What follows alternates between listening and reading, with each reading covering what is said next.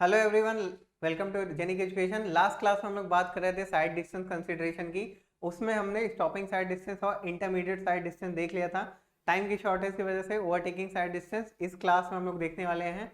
बहुत ही शानदार टॉपिक है ये भी, और इससे भी न्यूमेरिकल आते हैं और कुछ बेसिक टर्म्स हैं जो एग्जाम में डायरेक्ट आपके पूछ लिए जाते हैं। तो बिना कोई टाइम वेस्ट किए कॉपी में लेकर के बैठ जाओ और लेक्चर को शेयर कर दीजिए, लाइक कर दीजिए जल्दी जल्दी, और चैनल को अभी तक सब्सक्राइब नहीं किया तो सब्सक्राइब कर दीजिए। और एक बात और आप लोग से कहनी है कि जल्द से जल्द टेलीग्राम ग्रुप में हमारे जुड़ जाइए, और जो भी आपको डाउट है आप वहां भी पूछ सकते हो। आपका डाउट तुरंत वहां पे क्लियर कर दिया जाएगा, और कमेंट में भी आप डाउट पूछ सकते हो, कोई प्रॉब्लम नहीं है। जहां पे भी आपको इजी लगे आप तुरंत कर सकते हैं क्वेश्चन, आपके हर तरीके से हेल्प की जाएगी। ठीक है, इस चैनल पर मैंने बताया ना कि आपको हर सब्जेक्ट भी मिलने वाला है, फिर आगे क्वेश्चन प्रैक्टिस भी कराई जाएगी, तो सब कुछ बहुत स्मूथली होने वाला है विदाउट टेंशन। बस आप लेक्चर डेली के डेली कवर करते रहिए, कोई भी लेक्चर स्किप नहीं करिए। इससे लेक्चर स्किप करने से प्रॉब्लम होगी कि आपको बाद में हो सकता है देखने में ना समय मिले, देखने का समय ना मिले, और दूसरे और लेक्चर्स का बर्डन बढ़ता जाएगा। ओके, तो फिर हम लोग फिर अपने लेक्चर की तरफ बढ़ते हैं। हम लोग पढ़ रहे थे ओवरटेकिंग साइड डिस्टेंस। ठीक है, overtaking side distance, overtaking side distance. Okay, अब देखो इसको एक और नाम से जानते हैं, मैंने पिछली क्लास में बताया था, इसको हम बोलते हैं passing side distance. Passing side distance, passing side distance. Okay, अब देखिए ओवरटेकिंग साइड डिस्टेंस और या पासिंग साइड डिस्टेंस, नाम से ये भी क्लियर है। ओवरटेक का मतलब क्या होता है, बचपन से आप लोग देख रहे हो, खुद भी बाइक चलाते हो या देखे होगे। ओवरटेक करना मतलब कि किसी से आगे अपनी गाड़ी लेकर के चले जाना। ठीक है, कोई गाड़ी चले उससे भी आगे आप स्पीड बढ़ा करके निकल जा रहे हो। ठीक है, या पास का मतलब उससे आप आगे पास हो जा रहे हो। तो ओवरटेकिंग का मतलब यही है कि आपको ओवरटेक करना है किसी और एक गाड़ी को, बट उसको ओवरटेक करने में हमें कुछ चीजें ध्यान देनी होती है और कुछ टर्म्स देखने हैं। कि मान लेते हैं जैसे आपकी ये गाड़ी है और सामने से ये गाड़ी है, आपको इस गाड़ी को ओवरटेक करना है। ठीक है, और दोनों स्पीड मान लेते हैं कि ये स्पीड और ये स्पीड बराबर, तभी दोनों बीच में इतना गैप बना हुआ है, थोड़ा बहुत बस कम ज्यादा रहता है। तो जब आप इसको ओवरटेक करना चाहोगे तो आपको अपनी स्पीड बढ़ानी पड़ेगी। जरूरी नहीं है अपनी स्पीड कम करे या ना करे या उतनी ही रहे, बट आपको अपनी स्पीड बढ़ानी पड़ेगी जिससे आप यहां से यहां पे अपना चले आओ। और इसमें एक चीज ये होती है कि जब आप यहां से यहां पे आ रहे होते हो तो ये गाड़ी थोड़ा और आगे बढ़ चुकी होती है, और मान लेते हैं ये उस पोजीशन में आ चुकी होती है जब आप यहां से यहां आ रहे हो। ठीक है, और स्पीड बढ़ा के तब आप यहाँ पे आते हो। और आपको इसमें एक चीज का ये भी ध्यान देना रहता है कि अगर ये वन वे नहीं है, टू वे रोड होती है, तो सामने से आ रही गाड़ियों का भी ख्याल रखना होता है। कि मान लेते हैं ये गाड़ी यहाँ पे है, आप यहाँ पे हो, सामने यहाँ पे आपके कोई गाड़ी है, तो इसको ओवरटेक करने में आपको ये ध्यान देना होगा कि जब तक ये गाड़ी यहाँ से यहाँ तक ना आए उसके पहले ही आप क्रॉस कर जाओ। ठीक है, तो जब आप यहाँ से यहाँ तक का जो डिस्टेंस है ये होता है D1। जब आप यहाँ से यहाँ निकल के इसमें आने की कोशिश करने लगते हो तो यहाँ पे बीच का बनता है डिस्टेंस D2, और लास्ट का डिस्टेंस होता है आपका D3, और यहीं से फिर आपका फॉर्मूला बनता है। ठीक है, बहुत सिंपल है। ठीक है, ज्यादा इसमें कोई रॉकेट साइंस नहीं है। ठीक है, आपको इसमें यही चीज देखना रहता है। तो आई थिंक ये आपको क्लियर हो गया होगा। डायरेक्ट हम लोग देखते हैं फॉर्मूला का। D1 जो था आपका, D1 का फॉर्मूला क्या बनेगा, ये होता है आपका VB इंटू टी। अब देखो ये जो टी है ये अकॉर्डिंग टू IRC, टी आपका क्या है, total reaction time according to IRC set कितना किया इन्होंने, 2 सेकेंड। पिछली बार में कितना था, 2.5 सेकेंड, और इस बार कितना है, 2 सेकेंड। तो इस चीज का ध्यान रखिएगा। और D2 आपका कितना होगा, D2 आपका होगा VB into T plus 2S। ठीक है, VB into T plus 2S। S क्या है आपका, S equal to space headway, space headway, यानी कि आगे की तरफ के लिए जो स्पेस है, हेड वे स्पेस। ठीक है, और S का फॉर्मूला होता है, ठीक है, 0.7 VB प्लस 0.7 VB प्लस 6। ठीक है, ये जो 6 है ये क्या होता है, 6 होता है आपका 6 आपका होता है क्या, length of wheel base, length of wheel base और 0.7 वी बी, ठीक है। फिर D3, इसके बाद आता है आपका D3 होता है आपका VC इंटू टी, ठीक है। VC यानी कि डिजाइन स्पीड, यानी कि जिस भी रोड पे आप चल रहे हो उस रोड के पे डिजाइन स्पीड, कोई स्पीड डिजाइन किया गया होगा कि इस स्पीड से ज्यादा आप नहीं चल सकते, वो चीज यहाँ पे VC होता है, ठीक है। तो क्या क्या हो गया आपका D1, D2 और D3, ठीक है। अब देखो आपको जब ओवरटेकिंग साइड डिस्टेंस निकालना है, ठीक है, यहाँ पे एक चीज और दिखना है, ठीक है। यहाँ पे T इक्वल टू होता है 4s बाई ए, और ये होता है रूट में, ठीक है। और V जो होता है, ठीक है, ये आपका क्या होता है V माइनस 16 किस में होता है, यानी कि जो आपका VB है, ये VB आपका कितना होता है V माइनस 16, ठीक है। सॉरी, ये आपका हट जाएगा और VB यहाँ पे आ जाएगा, ठीक है। VB क्या है आपका, VB आपका हो जाएगा VB V माइनस 16, ये यहीं पे है, और ये इधर ये हो जाएगा किलोमीटर पर आवर में, और VB फिर से यहाँ पे लिखते हैं V माइनस 4.5, ये हो जाएगा आपका मीटर पर सेकंड में, ठीक है। देखिए अब इसमें भी मैंने फिर से बताया था कि किलोमीटर पर आवर से मीटर पर सेकंड चेंज करने में कोई रॉकेट साइंस नहीं लगता। जैसे आप 16 ही है, इसको 5/18 से आपको क्या करना है, सॉरी हाँ 5/18 से आपको मल्टीप्लाई करना है, ठीक है, बस हो जाएगा आपका काम, ठीक है। तो अब इसके बाद देखो ये हो गया, और अब यहाँ पे आपका ओवरटेकिंग साइड डिस्टेंस बनेगा कितना, ठीक है। ओवरटेकिंग साइड डिस्टेंस जो भी है ये आपका कितना बनेगा, ये आपको देखना है, ठीक है। ओवरटेकिंग साइड डिस्टेंस, अब देखो दो रोड होंगी, ठीक है। अगर आपका ओवरटेकिंग साइड डिस्टेंस देखते हैं, ठीक है, OSD फॉर, यहां लिख देते हैं for one way traffic, one way traffic, ठीक है। तो अभी मैंने यहां पे बताया था, ठीक है, OSD में कि अगर टू वे है तो सामने से आ रही गाड़ियों का भी ख्याल रखना होगा, और वन वे है तो कोई बात ही नहीं है, ठीक है। तब आप क्या करोगे, अगर सिर्फ वन वे है तो आपको सिर्फ D1 प्लस D2 करना होगा, ठीक है।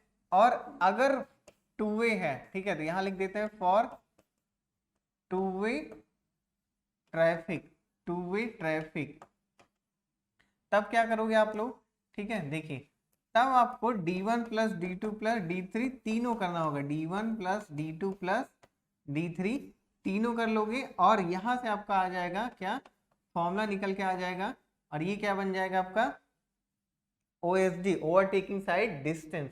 अब देखो ओवरटेकिंग साइड डिस्टेंस ये कम से कम कितना होना चाहिए, ठीक है। तो यहाँ पे हम लोग देखते हैं, पेन कलर चेंज कर ले रहे हैं, according to IRC, according to IRC, ठीक है, minimum length for OSD, minimum length, ठीक है, कितना होना चाहिए, इसको हटा ही देते हैं, ठीक है। मिनिमम लेंथ OSD का कितना होना चाहिए, 3 OSD होना चाहिए कम से कम, ठीक है। और उसके बाद फिर आपका डिजायरेबल कितना होना चाहिए, desirable desirable desirable distance, desirable length कर देते हैं, कितना होता है आपका ये 5 OSD होता है, 5 इंटू ओवरटेकिंग साइड डिस्टेंस, ठीक है। तो ये होता है आपका मिनिमम लेंथ, ठीक है, किसके लिए, ओवरटेक करने के लिए। तो अब देखिए अगर हम लोग अपने इस डायग्राम पे चलें, डायग्राम चलो नहीं, ये देखिए, देखो डायग्राम में क्या था कि जब आप गाड़ी को, ठीक है, ओवरटेक कर रहे हो तो कम से कम ओवरटेकिंग साइड डिस्टेंस जितना है वो कम से कम 3 गुना ज्यादा आपको लेना है वहां पे, ठीक है। और डिजायरेबल कितना होना चाहिए कि मतलब बिल्कुल भी एक्सीडेंट होने के चांस ही खत्म हो जाए, वो आपका 5 इंटू OSD होता है, ठीक है। तो यहाँ पे आपका ओवरटेकिंग साइड डिस्टेंस क्लियर हो रहा है। कभी कभी एग्जाम में ये भी आ जाता है कि मिनिमम कितना, मिनिमम लेंथ कितना होना चाहिए ओवरटेकिंग करने के लिए, लिख देते हैं यहाँ पे, इसको पूरा ही कर दो, minimum length for overtaking zone, ठीक है, ओवरटेकिंग जोन, और इसमें desirable length for overtaking zone आप लोग लिख लीजिएगा, ठीक है। तो ये आपका 3 OSD और 5 OSD होना चाहिए। अब इसके अलावा, ठीक है, जैसे अगर आपके पास रोड है कोई, ठीक है, जैसे ये देखते हैं यहाँ पे रोड बना रहे हैं, ठीक है, ये आपका मीडियन है, और अगर ये टू लेन इधर है, ठीक है, इधर भी गाड़ी आगे जा रही है और टू लेन इधर है, ठीक है, तो अगर 4 लेन की रोड है, ठीक है, या 4 लेन से ज्यादा है, ठीक है, 2 लेन में तो वन वे का और 2 वे का आपने पढ़ लिया। अगर 4 लेन है या उसके बाद 2 लेन के बाद फिर 4 लेन होता है, ऐसा तो होता नहीं 3 लेन होता है, 4 लेन फिर 6 लेन, 6 लेन में क्या होता है, एक लाइन और बढ़ जाएगी, और फिर 8 लेन में एक लाइन और बढ़ जाएगी।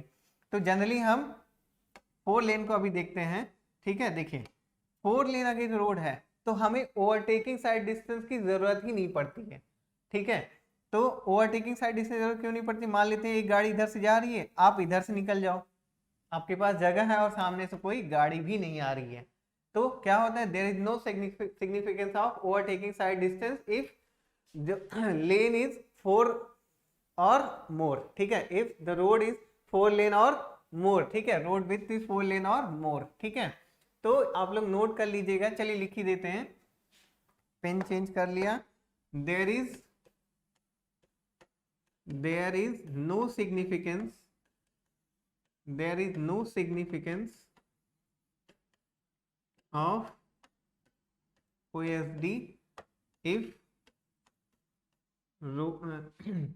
number of lane, ठीक है, if number of lane is 4 or more than 4, ठीक है। तो यहां से ये चीज क्लियर हो गया कि क्यों जरूरत नहीं पड़ती है। अब देखो कितना कम से कम आपका हाइट होना चाहिए, ठीक है, किस स्टॉपिंग साइड डिस्टेंस में, ओवरटेकिंग साइड डिस्टेंस में और इंटरमीडिएट साइड डिस्टेंस में, तो वो चीज यहाँ पे हम लोग लिख देते हैं।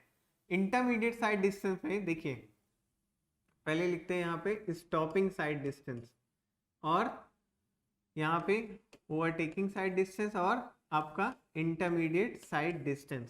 अब देखिए इसमें क्या आपको देखना है कि कितना आपका कम से कम ये होना चाहिए, ठीक है।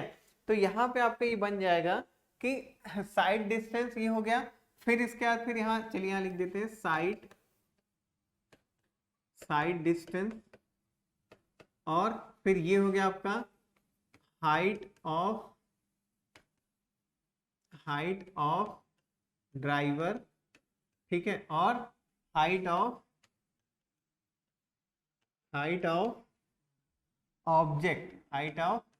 ऑब्जेक्ट। अब देखो ड्राइवर की हाइट तो कम से कम अकॉर्डिंग टू IRC कितना है, यहाँ पे लिख देते हैं अकॉर्डिंग टू IRC क्या होता है, तीनों में सब में 1.2 मीटर कम से कम हाइट रोड से होना चाहिए। यानी कि रोड अगर कुछ इस तरह से है तो ड्राइवर की जो आई साइट है, ठीक है, वो जो आंखें हैं वो कम से कम कितना ऊंची होनी चाहिए रोड से, 1.2 मीटर, ठीक है। फिर आप बाइक पे ही बैठ के या किसी भी तरह से गाड़ी चला रहे हैं, ठीक है, या 4 व्हीलर में बैठे हैं, ठीक है, कोई बात नहीं है, बट आपकी जो हाइट है वो आंखों की, ठीक है, वो कम से कम 1.2 मीटर होने चाहिए। अब स्टॉपिंग साइड डिस्टेंस में क्या था कि हमें कोई भी ऑब्जेक्ट जो है उसको देखते हैं और जरूरत महसूस होती है गाड़ी रोकने की, तो हमें गाड़ी रोकना है, तो वो ऑब्जेक्ट हमें कम से कम रोड से कितना ऊंचा होना चाहिए, ठीक है, तो यहाँ पे लिख देंगे 0.15 मीटर। अब बाकी जो चीजें हैं ये आपका ओवरटेक करना है तो वही है 1.2 मीटर, और इंटरमीडिएट साइड डिस्टेंस में भी आपका 1.2 मीटर ही होता है। ओके, तो ये आपका हो गया क्लियर कि कितना आपका चाहिए, इसको हटा देते हैं। अब ये तो हो गया आपका क्या, साइड डिस्टेंस कंसिडरेशन। तो यहाँ पे आपका एक और चीज खत्म हो गया, क्या, साइड डिस्टेंस कंसिडरेशन। नेक्स्ट आपका क्या है, थर्ड पॉइंट आपका क्या था, हमने जो उस दिन पढ़ा था, थर्ड पॉइंट था आपका हॉरिजॉन्टल अलाइनमेंट। क्या था, हॉरिजॉन्टल अलाइनमेंट, हॉरिजॉन्टल अलाइनमेंट, ठीक है। हॉरिजॉन्टल अलाइनमेंट में हमें क्या क्या देखना है, डिजाइन स्पीड देखनी है, ठीक है, डिजाइन स्पीड हम रोड की कितना रखते हैं, और फिर उसके बाद हॉरिजॉन्टल कर्व के बारे में। तो डिजाइन स्पीड यानी कि डिफरेंट टाइप के रोड में, डिफरेंट क्लास के रोड में, जैसे national highway, state highway, major district road, other district road या विलेज रोड में, और उसमें भी फिर प्लेन ट्रेन है, यानी कि प्लेन ट्रेन का मतलब यहाँ रेलगाड़ी नहीं, टेरेन है, ठीक है, टेरेन डिफरेंट जगहों पे, यानी प्लेन है, रोलिंग है, माउंटेनियस है या स्टीप जगह है, जैसी भी टेरेन है तो उस जगह पे कितनी स्पीड होनी चाहिए। तो इसमें देखो, इसमें आपका टाइम ना खराब हो इसलिए पहले से ही इसको कर दिए हैं कि आपका जो हॉरिजॉन्टल अलाइनमेंट है इसमें डिजाइन स्पीड ये यहाँ पे है, देखिए डिफरेंट क्लास का रोड है, जैसे नेशनल हाईवे या स्टेट हाईवे है तो ये सारी स्पीड आपका किलोमीटर पर आवर में है, ठीक है। तो अगर आप प्लेन टेरेन में है, ठीक है, प्लेन में है, ठीक है, प्लेन जगह पे है, तो आपका ये कितना होना चाहिए, ठीक है, 100 से 80 किलोमीटर पर आवर में डिस्टेंस होनी, सॉरी स्पीड होनी चाहिए नेशनल हाईवे या स्टेट हाईवे। मैंने आपसे एक बार पहले ही बताया था कि नेशनल हाईवे और स्टेट हाईवे के कंस्ट्रक्शन मेथड में बहुत शायद ही कहीं पे आपको डिफरेंस दिखे, बस उसके माइलस्टोन में डिफरेंस रहता है, वो भी सिर्फ कलर में, ये आपको पहली क्लास में बताया भी है। तो इसलिए यहाँ पे नेशनल हाईवे और स्टेट हाईवे को हमने साथ में लिख दिया है, ठीक है। तो नेशनल हाईवे या स्टेट हाईवे 100 to 80, फिर 80, उसके बाद फिर आपका रोलिंग ट्रेन है, ठीक है, रोलिंग में 80 से 65, 80 to 65, माउंटेनियस में 50 to 40 और स्टीप में 40 to 30, ठीक। इसी तरह से मेजर डिस्ट्रिक्ट रोड में ये थोड़ा सा कम हो जाएगा।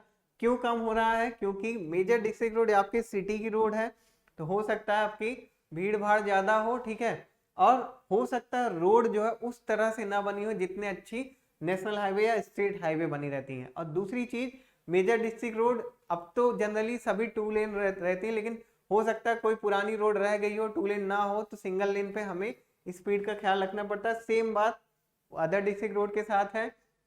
और विलेज रोड में तो हमें और धीरे चलना रहता है, ठीक है।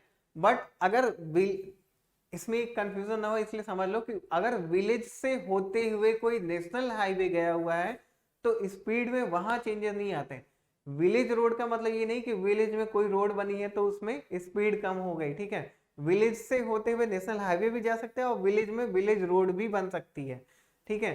तो विलेज रोड जो बनती है उसमें आप जानते हो कि ज्यादा उसकी लाइफ नहीं हो पाती, ज्यादा उसका क्रस्ट नहीं होता है, ठीक है, और हो सकता है मटेरियल कम अच्छा हो, कई सारी चीजें होती है। विलेज रोड सिंगल लेन बनी हो, ठीक है, तो इसलिए हमें कई सारी बातों का ध्यान रखना पड़ता है। विलेज रोड में क्या होता है, जहां से भी जरूरत पड़ती है कर्व दे देते हैं, मोड़ देते हैं, ठीक है। तो बहुत चीजें होती है जिसलिए स्पीड हमें कम करते जाना पड़ता है।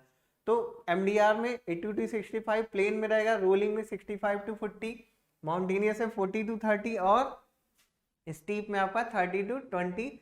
अदर डिस्ट्रिक्ट रोड की बात करें तो प्लेन में फिर 65 to 50, रोलिंग में 50 to 40, माउंटेनियस 30 to 25 और स्टीप में 25 to 20। और विलेज रोड की बात करें तो 50 to 40, प्लेन में रोलिंग में 40 to 35, माउंटेनियस में 25 to 20 और स्टीप में वही सेम, ठीक है। तो ये हो जाएगा आपका डिजाइन स्पीड, ठीक है। अब डिजाइन स्पीड थोड़ा सा और भी अलग अलग कई चीज के लिए होता है, ठीक है, तो एक बार उसको भी हम लोग देख लेते हैं, ठीक है। डिफरेंट जो भी है उसमें क्या क्या होता है कि जैसे डिफरेंट क्लास के अर्बन रोड है, ठीक है, यहाँ पे लिख देते हैं डिजाइन स्पीड, पेन चेंज कर लेते हैं, ठीक है, इसकी विजिबिलिटी कम है, ठीक है। डिजाइन स्पीड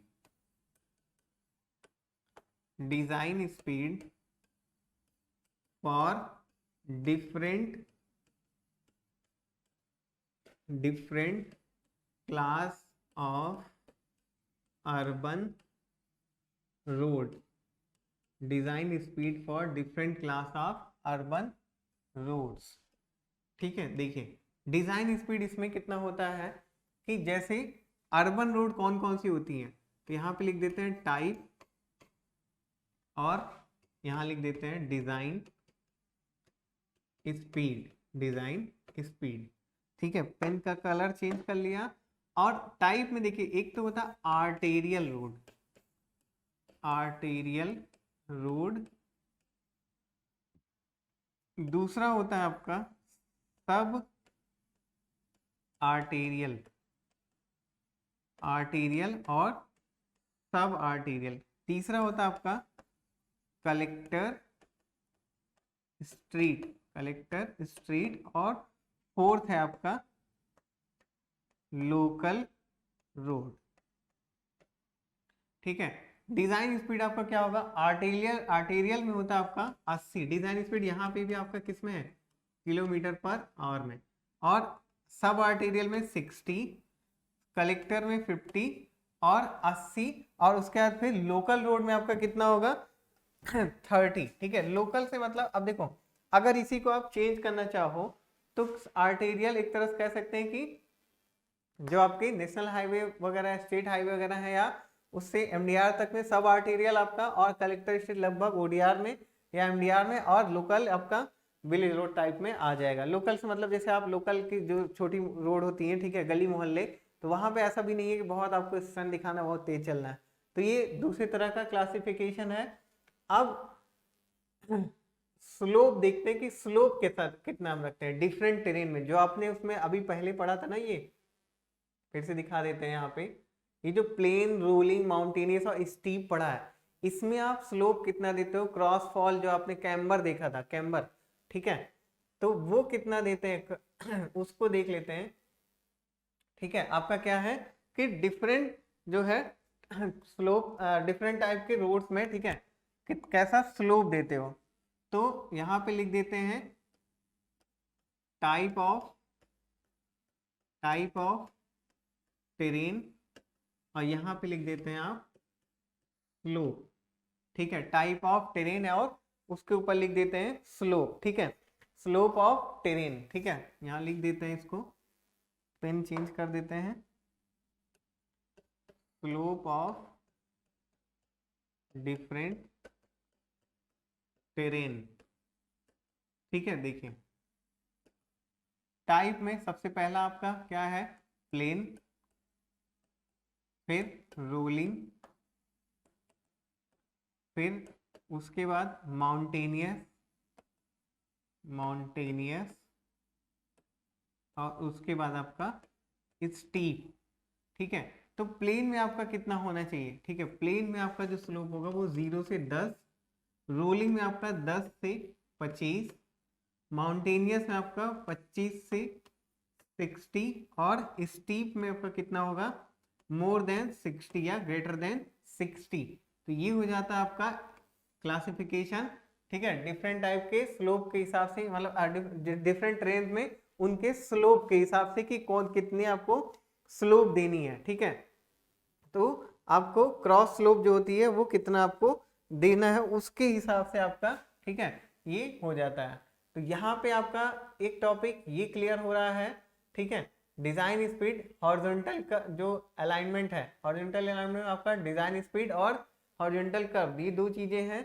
तो डिजाइन स्पीड यहाँ पे आपका क्लियर होता है, फिर उसमें दूसरे तरह का डिजाइन स्पीड है डिफरेंट क्लास के अर्बन रोड्स के लिए, और स्लोप है आपका क्रॉस स्लोप लिख देते हैं यहाँ पे, cross slope of different train, इसमें प्लेन, रोलिंग, माउंटेन्स और स्टीप के लिए 0 से 10, 10 to 25, और ये परसेंटेज में है। ठीक है, 10 to 25, 25 to 60 और ग्रेटर देन 60। ठीक है, अब इसके बाद आपको क्या पढ़ना रहेगा, हॉरिजॉन्टल, क्या है आपका हॉरिजॉन्टल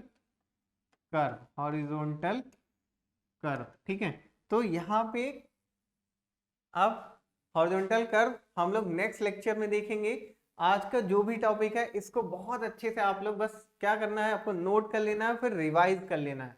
ठीक है, और एग्जाम में बताना, कभी कभी चीजें ये सब पूछ लेता है, ये एसएससी जे में यही छोटी छोटी चीजें आती है जो आप स्किप करते हो और याद नहीं रहता है। बस आपकी जो नोट्स बन रही है उसको प्रॉपर आप रिवाइज करते रहो, क्वेश्चन प्रैक्टिस करते रहो, बस यही आपका काम है। फिलहाल में अभी आपके पास टाइम भी है, सब कुछ बंद चल रहा है, कोई प्रॉब्लम नहीं है। अगर आप जॉब में नहीं हो तो बिल्कुल फ्री हो, कोई प्रॉब्लम नहीं है। बस आप पढ़ाई करते रहो, रिवीजन करते रहो, नेक्स्ट एग्जाम के लिए सोच के चलो कि बस कुछ ही दिन में मेरा पेपर है। क्योंकि आप देखते हो कि जब पेपर का याद आता है अपने आप ही पढ़ाई मन लगने लगता है। तो अभी से ही मान लो कि बस हमारा पेपर ही है 10 दिन बाद। ओके, तो कोई भी प्रॉब्लम आती है, डाउट आता है, तो आप लोग लेक्चर के नीचे, ठीक है, कमेंट कर दीजिएगा, और टेलीग्राम ग्रुप में जुड़ जाइए, वहां पे भी आप डाउट पूछ सकते हो। तो फिर मिलते हैं हम लोग नेक्स्ट क्लास में हॉरिजॉन्टल कर्व लेक्चर के साथ। तब till then, love you all, bye bye.